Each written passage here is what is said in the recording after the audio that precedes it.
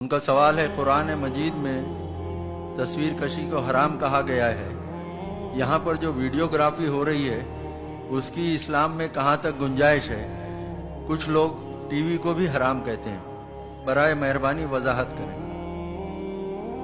ایک تو آپ کو مغالطہ یہ ہے کہ قرآن مجید میں تصویر کشی کو حرام قرار دیا گیا ہے۔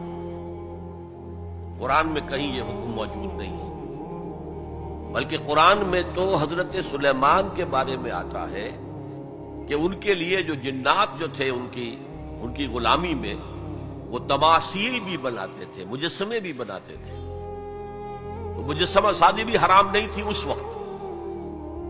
اصل میں یہ حدیث نبوی ہے صلی اللہ علیہ وسلم کہ تصویر بنانا اور مجسمہ بنانا جاندار چیز کا وہ حرام ہے۔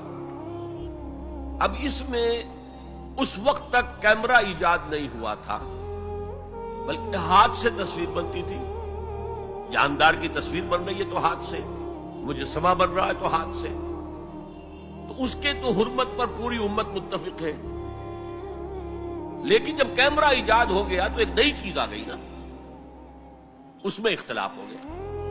جیسے شاید آپ کے علم میں ہو، لاؤڈ سپیکر پر ہمارے بڑے بڑے علماء کا فتویٰ تھا اذان حرام ہے، خطبہ حرام ہے، اور فتویٰ کس کا؟ مولانا اشرف علی تھانوی رحمۃ اللہ علیہ کا۔